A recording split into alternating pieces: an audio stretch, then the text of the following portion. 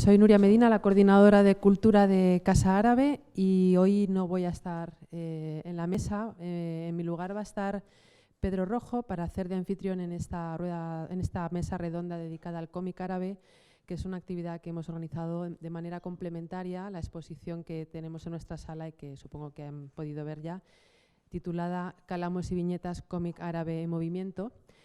Y bueno, pues Pedro, que ha sido la cabeza pensante de esta exposición y que nos ha ayudado muchísimo a desarrollar los contenidos de la exposición, que creo que está muy lograda y es muy representativa de lo que realmente es este lenguaje y este medio de expresión tan importante hoy en día en estas sociedades árabes en el movimiento, precisamente como dice el título.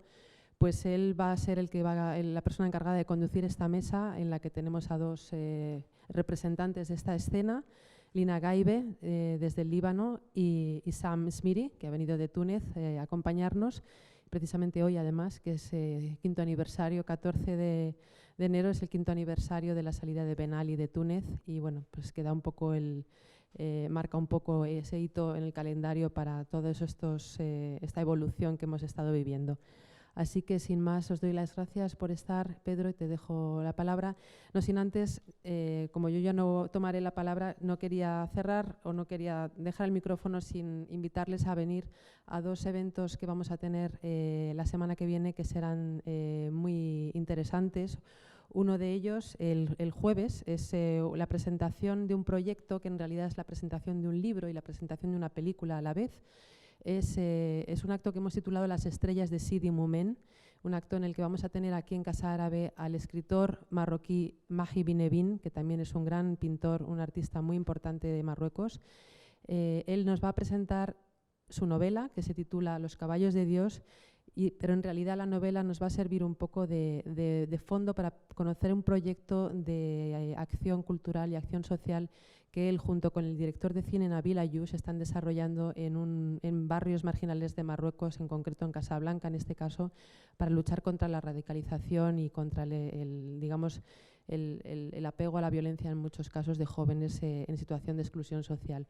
Es un proyecto interesantísimo y nos parecía muy importante traer aquí al espacio de Casa Árabe ejemplos de trabajo de personas de la sociedad civil de los países árabes, ciudadanos, en este caso dos intelectuales muy reconocidos que trabajan activamente no solamente en su producción creativa, sino también de manera muy comprometida por la evolución y el desarrollo y el bienestar de su sociedad, ¿no?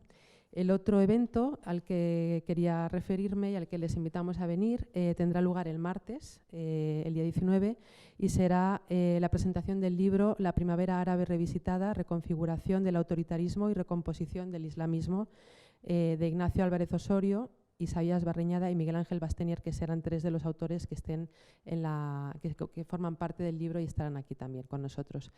Así que, sin más, pasamos al ámbito del cómic. Gracias.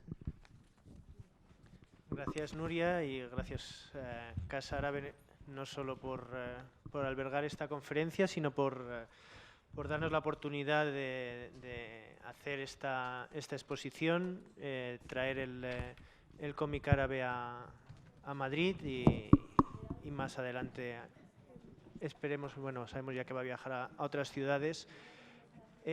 También a Lina y a Isam por aceptar la invitación de venir a contarnos de primera mano qué es esto del cómic en el mundo árabe, qué es... you don't have translations. Okay, doesn't matter. I'm not saying anything bad about you. Lina Gaibe es, además de autora y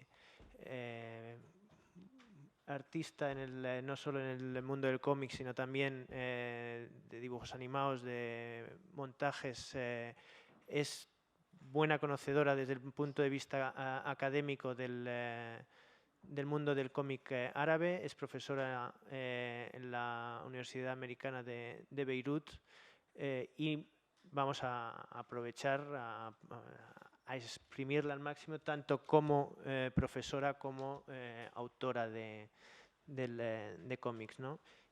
Sam, yo creo que es un exponente ideal de lo que es esa nueva generación de artistas, de autores de cómic muy bien formados, con unas ideas brillantes que son capaces de utilizar pues, la mejor técnica para plasmar mensajes muy concretos y muy novedosos, no solo para nosotros, porque no conozcamos el cómic árabe, pero yo entiendo también que para sus sociedades, un tercio, que es el cómic o la historia suya que hemos elegido para esta exposición, está en la sala y en la aplicación web de forma completa, para que puedan leerla completamente. Además, ha tenido la deferencia de introducir él mismo la traducción castellana en sus dibujos, lo cual aprovecho para agradecer públicamente porque es un buen trabajo.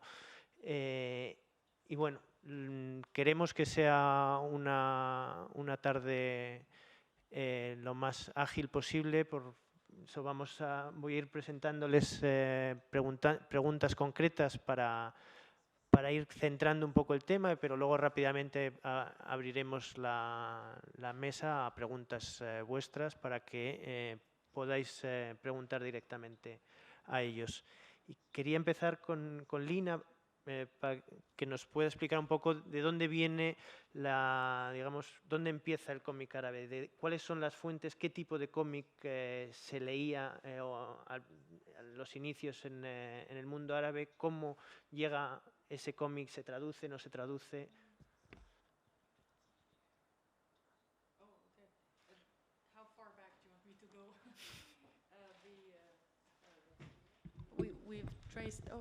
Thank you.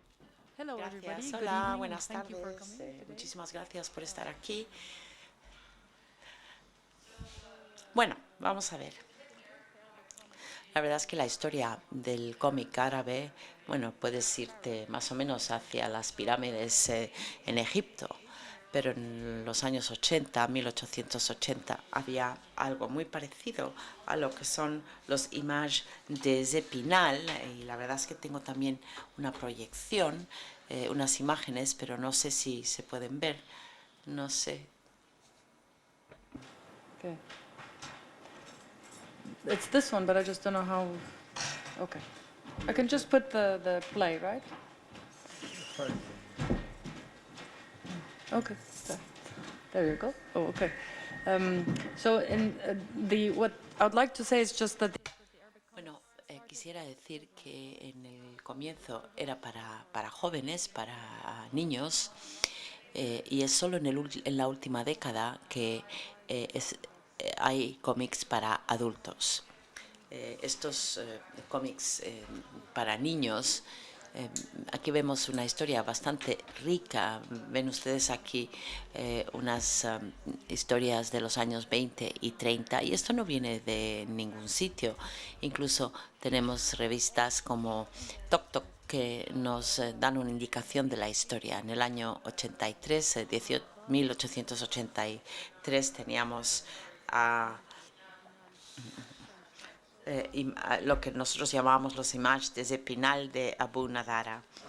Y luego hemos tenido en los años 20 a Kula, Katkut y Al-Bulbul en los años 20, y 30 y 40. Y ahí teníamos cómics también, pero también creados por artistas árabes. Y lo cierto es que sí que copiaban estilos europeos. Y esto es lo que vimos al comienzo. Y la revista puede ser de 30 páginas y solo hay 2 páginas de cómics. Y realmente solo empezamos a ver más cómics en las revistas. Y aquí ven ustedes a Dunya al-Aghdad. Y luego vemos en los años 50 el Samir y Sindibad. Aquí tenemos mucho público, muchos lectores. Era muy político, muy politizado, y siempre teníamos a los presidentes, no solo en Egipto, los presidentes aquí en la primera página de las revistas. pero en los años 70 tienes la guerra de Irak, bueno, no la guerra de Irak, pero los problemas típicos de aquel momento. Mucha propaganda, estos cómics de niños, pero esto existió durante muchas décadas. Y luego, cuando aquí ves a Bashar al-Assad, y luego en los años 80 vemos el comienzo de los cómics para adultos, George Curry o Jat Workshop. Aquí vemos que hablan de temas normales relacionados con adultos. Abdel Aziz Murid habló de la tortura en Marruecos, por ejemplo. Entonces, aunque todo lo demás era el cómic para niños y solo fue desde Metro que vemos que hay cómics para adultos que son aceptados. Entonces esto quizá es una historia muy general de lo que ocurrió en este campo. Eso es lo que, o sea, la producción, como has dicho, viene sobre todo basada en cómics para adolescentes, en el mejor de los casos, niños, adolescentes. Hay un cambio con justo ahí, a lo mejor, cuando con el workshop ya con la aparición de Metro y sobre todo también Samandal. Samandal, of course. ¿Cómo cambia? O sea, son esos autores que habían leído de jóvenes estas creaciones con los cómics árabes traducidos como Tintín, Asterix, los superhéroes estadounidenses, deciden cómo es esa transición para decidir hacer su propio cómic en Beirut primero, luego en el resto de países árabes? Well, first of all, the children's comics. Bueno, tengo que the decirles children's que comics los continue. cómics The para parallel los is niños still there. continúan The existiendo.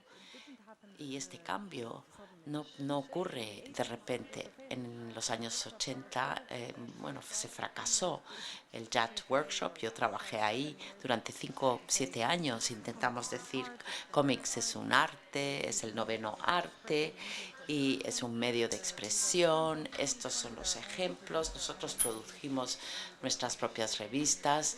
Teníamos también muchas exposiciones y intentábamos convencer que esto era un tema muy serio, pero nunca recibimos apoyo, salvo de los centros culturales que eran generalmente europeos. Con lo cual no es una cosa que tomó cuerpo en aquel momento. Es verdad que ellos sí que iban al Jat Workshop y tenían, y esto evidentemente fue una influencia, pero es verdad que el cambio más reciente quizás es porque en los años 2000 tienes a el Basen Kerbash, la guerra del 2006, y ellos también habían leído los cómics traducidos al árabe de otros idiomas, pero también tienes el Internet. Internet evidentemente juega un papel muy importante y te da información sobre todo lo que ocurre en el mundo. Y aquellos que prepararon Samandal, ellos es verdad que estudiaron ilustración, dibujo, entonces no son los artistas de cómics que generalmente eran personas que se autoeducaban, pero aquí vemos mucha gente que está muy bien preparada. Y es cierto que estos estudiantes vienen de las universidades que les enseñaban diseño, dibujo, ilustración, arte comercial, y esto lo pueden utilizar como un medio de expresión. Se encuentran cómodos porque al fin y al cabo también lo leyeron desde niños. Pero desde la revolución las cosas han cambiado. Es cierto que son gente joven, son gente que ha intentado expresarse desde la revolución y ves, por ejemplo, que hay graffiti, dibujos en las paredes. Los cómics se consideraban una cosa bastante divertida y la gente dice queremos cambio, pero no solo un cambio exterior y en cuanto a la situación política, sino también en cuanto a sus propias vidas, la violencia en las calles, los cambios sociales. Era una forma muy natural para expresarse. Sí, es una manera muy natural. Que ha surgido el cómic árabe, o sea, Arab comic has developed. I think it is certainly something that started with Samandal, and I remember a discussion in Cairo Comics some months ago where you were discussing whether there was a market, whether there was an Arab market, and the artists seemed to have a certain degree of doubts. They said, this is not really an industry. You can't really talk about the Arab comic as a unit. There are more exchanges, but can we actually say that there is an Arab market, or is it maybe just a society of Arab comic? That's a very good question. I think Me parece una buena pregunta. La verdad es que en el Festival del Cairo Comics es verdad que se decía que no puedes tener un mercado si no tienes una especie de series para sostener Obelix, Asterix, Tintín, donde te atrae el personaje y quieres ver la siguiente tirada y entonces estás comprando esa revista cada mes. Es verdad que eso no es el tipo de industria que tenemos. Por un lado tenemos las revistas Tok Tok, Kaf Kaf o Nakhbar 619 y creo que es la única plataforma para los artistas jóvenes para que demuestren su trabajo, para nos den información y la verdad es que no sé, ¿vosotros os dan dinero o bueno, generalmente no, simplemente no reciben mucho apoyo? Entonces, no, yo creo que no se puede hablar de una industria, creo que es un pequeño comienzo, pero también podemos decir que muchos son autores, escriben sus propias ilustraciones, con lo cual ni siquiera tenemos una industria de producción. Por ejemplo, es un poco tu historia personal sobre la guerra o otras historias personales y por lo tanto las ventas no son muy altas.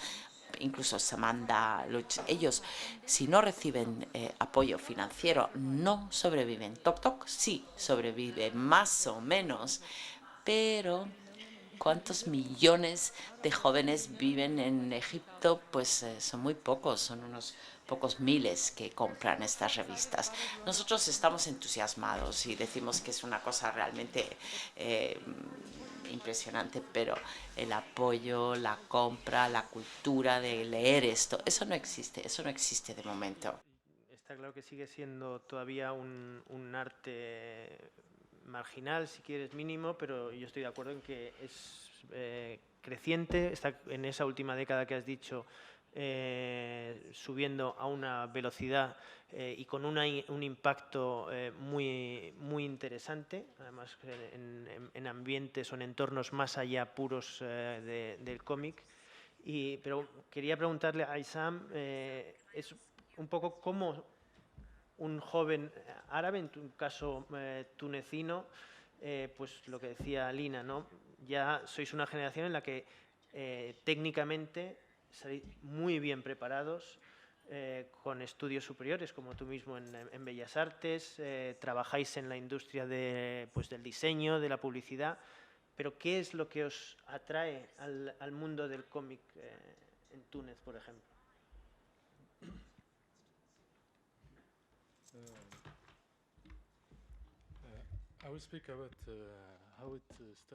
Bueno, voy a hablarles un poco de cómo empezó esto en Túnez y cómo empezaron los cómics en mi país. El cómic en Túnez no existía en los años 90. Había muy pocas revistas preparadas para niños, con lo cual, por lo tanto,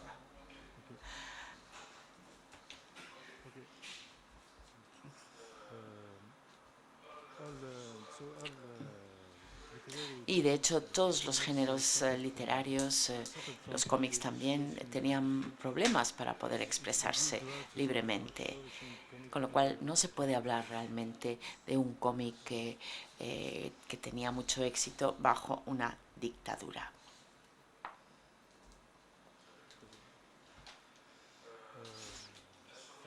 En cuanto a la forma en la que yo me desarrollé, cuando yo terminé, hice el bachillerato, entonces la forma en la que yo entré en el mundo del cómic, cuando terminé el colegio, decidí estudiar en el Instituto de Artes, de Bellas Artes en Túnez, y también trabajé con la revista Lab 619 Magazine, y ahí lo que hacíamos era compartir ideas e intentar poner preguntas para aprender más sobre los cómics y preparar historias que no solo eran interesantes de leer, bien diseñadas, pero que a la vez atraían al lector. And so, I mean, you have this aim to produce a new way of, una nueva forma de dibujar, pero ¿dónde encaja ahí? No sé qué es más fácil, sé que hable en inglés, pero bueno. ¿Cómo encaja eso, ese deseo de dibujar cómic, de producir esas historias en cómic, con el marco, pues lo que hablaba Lina antes, digamos, de industria, desde el punto de vista de qué soportes tenéis los artistas para publicar esos cómics, para hacerlos llegar al público, y cómo los hacéis llegar, en el caso de vuestro de Mahbar 619. Okay,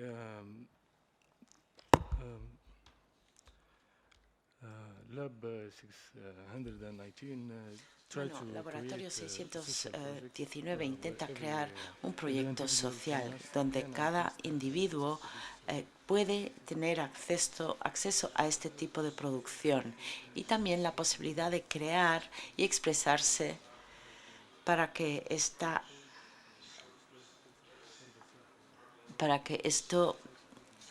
pueda también de alguna forma permear la situación y los conflictos de la sociedad de mi país. El foco está en problemas sociales en Mahbar. ¿Hay una línea editorial en ese sentido?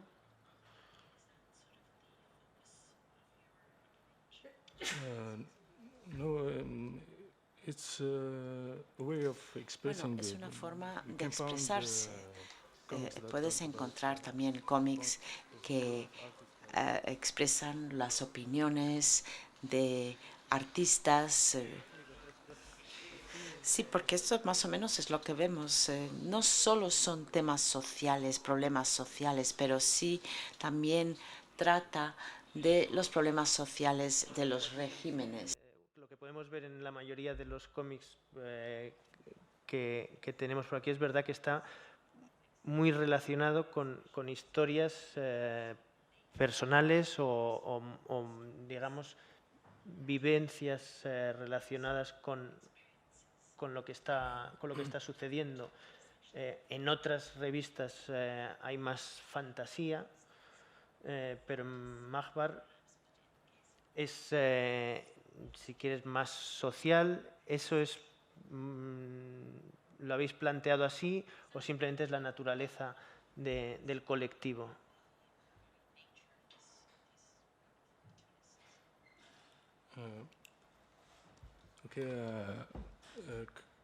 I believe that comics have. Bueno, yo pienso que el cómic I believe that comics has a great potential. tiene un potencial muy grande para expresarse, sobre todo temas que difícilmente se pueden revelar en los medios de comunicación más habituales. Pero sí que podemos hablar de el despertar de los artistas, y cuando el cómic se convierte en algo muy popular, yo creo que también va a poder tener una influencia sobre la sociedad y, por lo tanto, cambiar la sociedad. Con lo cual, yo pienso que la influencia en cuanto al cómic es muy diferente en el caso de Samanda, donde realmente estamos hablando de la libertad de expresión, de la censura. Estamos hablando realmente de las actitudes de aquellos de las autoridades, de las personas mayores, sobre todo en el caso de la situación del Cairo. El tema del impacto, el papel que puede tener el cómic en la sociedad o en la sociedad árabe.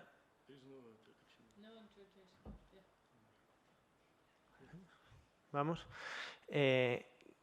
Volviendo al tema que has hablado del impacto o que puede tener el cómic como motivo de cambio, que es uno de los, digamos, si queréis, el subtítulo de esta exposición, quería preguntarle a Lina sobre el papel de las mujeres como tanto autoras como digamos, dinamizadoras del mundo del cómic árabe, más cuando estamos ahora con la polémica de Angoulême, de que no había ninguna mujer nominada al Grand Prix, que solo ha habido una en 43 años que lo ha ganado. Sin embargo, en el mundo árabe, con ese estereotipo que tiene sobre el tema de la mujer, vemos, aquí no se ha intentado implementar ninguna cuota. Ha sido también natural, pero en Samandal está Lina Merhej, en Mahbar está Noha. Hay una presencia muy importante y viéndos actuar de una forma muy natural, ¿no? ¿Cómo se explica eso? ¿O ¿hay alguna razón o simplemente pasó así? Whoops. Thank you, Pedro. Gracias, Pedro. Yo llevo tiempo pensando en esto durante los últimos días. De hecho, hay varias cosas que puedo sugerir para contestarte. En primer lugar, como has dicho, en el Festival del Cómic de los 5 ganadores había 3 ganadoras y en el jurado había 2 mujeres. Yo no sé si ellos han tenido una influencia, pero yo sé también que los votos fueron unánimes. Entonces, la influencia de la mujer quizá no ha sido demasiado importante, o a lo mejor sí, en fin. En mi opinión, yo podría señalar varias cosas. Es, de hecho, interesante que en muchas de las revistas tenemos mujeres en puestos importantes. En Chakmaria, por ejemplo, Chakmaria también tiene muchos hombres. Así que tenemos que andar con cuidado. Por los que quieren participar, deben participar en estas iniciativas. Y hay muchas mujeres autoras. Hemos nombrado algunas que son buenos ejemplos. Son artistas, son autoras, no son las ilustradoras de los superhéroes y series. este sector de los superhéroes está dominado por hombres, tal y como ocurre en otros países, en los Estados Unidos, por ejemplo. Nosotros no tenemos muchos superhéroes, suponen el 1% de nuestra producción. Entonces, al plantear esta pregunta, yo quería comparar con Estados Unidos. Las memorias, las narrativas personales, Alison Bechdel, por ejemplo, Marsan Santrapi, son mujeres. Para mí es un género que, de hecho, atrae a las mujeres porque les proporciona una plataforma para hablar de sus temas personales o temas sociales. Este es un aspecto. Una vez más, hay jóvenes que se han formado en estos campos y que tienen mucho que decir.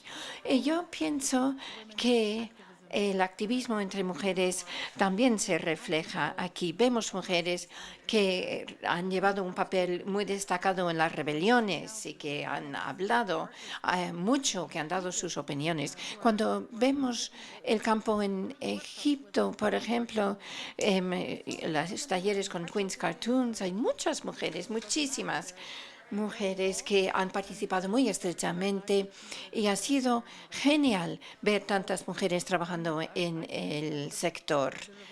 Yo creo que las rebeliones sí que han desempeñado un papel importante y las mujeres cada vez más hablan, comunican sus opiniones y los cómics es un medio para hacerlo. Y la educación también es importante, la formación es importante y yo creo que esto es un género que quizá atrae más mujeres que hombres. Eso es lo que he pensado para contestar a la pregunta, pero yo sigo analizando esta situación en la mujer en los cómics árabes, así que el año que viene voy a poder contestar en más detalle. Porque creo que el próximo número de Mahbar 619 va a ser exclusivamente hecho por mujeres. No es que se haya decidido así, según me contó Nuha, simplemente la selección de los autores que van a dibujar son todo mujeres.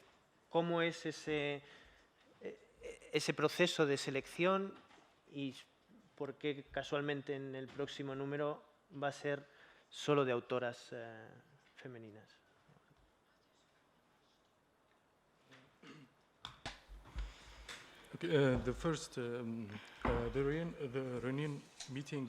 En la reunión que se celebró, pues de hecho eran mujeres las que participaron en mayor medida y durante esa reunión se habló también de la formación de un grupo pequeño y de hecho eligieron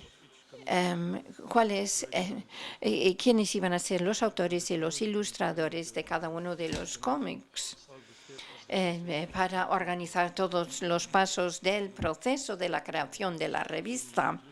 Entonces, los ilustradores pueden escribir sus propias narrativas o pueden trabajar con autores. Así que, en cuanto a la contribución de las mujeres a este siguiente número, pues de hecho todo esto se ha organizado por mujeres. ¿A esto molesta a los hombres? Para mí me parece una cosa muy natural, porque va en contra de los estereotipos que tenemos aquí. Es interesante, por lo tanto, constatar esta situación en tu país. Quisiera analizar un poco más la censura y el papel de las mujeres en el caso de Samandal. Lina Merheitz fue la que hizo sus dibujos sobre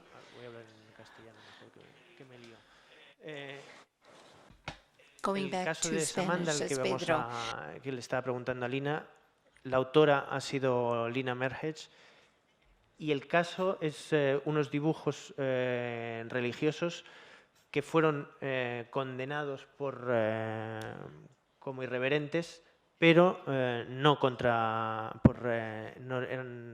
la religión musulmana, sino cristiana. También otro estereotipo a tener en cuenta. Y ha sido ella la que ha dado la cara también y se ha planteado esta campaña de crowdfunding para pagar la multa. En ese sentido, en Líbano, ¿qué papel está jugando el cómic no solo para romper esos estereotipos, sino para cambiar temas pues, como el sectarismo que está tan arraigado? ¿Y qué relación tenéis con el resto de expresiones artísticas pues, que estás comentando, más para jóvenes, como graffiti, rap? Tenemos un grupo como Masroor Leila, donde el cantante es abiertamente, se ha declarado gay. ¿Cómo se entrelaza el cómic en ese entorno en Líbano?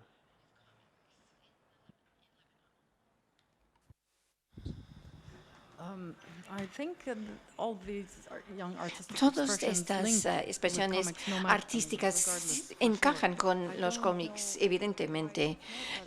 Yo no sé por qué vemos esto más comúnmente en los cómics. Tenemos nuestros grupos de gays, por ejemplo.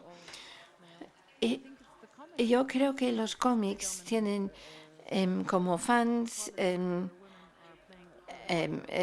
vemos que es un sector donde las mujeres están desempeñando un papel mayor. Eso es simplemente coincidencia o es una cuestión de estar en el sitio adecuado, en el momento adecuado. Pero en el caso de Samandal, pues los cómics que Elena había dibujado, pues no se trataba exactamente de un cómic religioso ni nada ofensivo, que no eran ofensivos, sino que se trataba de los proverbios árabes.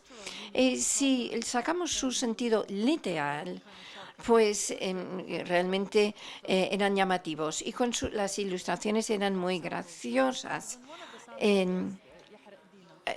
Tenemos algunos ejemplos. Decían cosas que se quemen las religiones y cosas así. Es decir, expresiones muy coloquiales.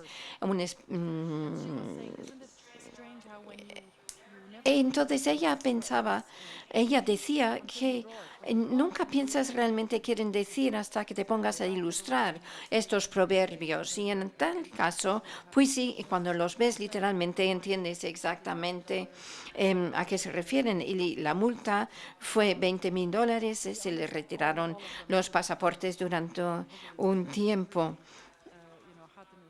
Khatam Imam y Marjuri y todo esto. Entonces, Joseph Kai, Barak Riemann, etcétera, están participando en esta consecución de fondos para ayudar a este equipo de personas que ha sufrido mucho, pero no creo que fueron a por ella porque era mujer, en absoluto. Quizá porque era joven. Porque siempre están intentando ver hasta dónde pueden llegar. A partir de los años 70, pues estos grupos pues han publicado decenas de revistas y periódicos en tiempos con menos censura, y los artistas que quieren ir hasta hasta donde puedan.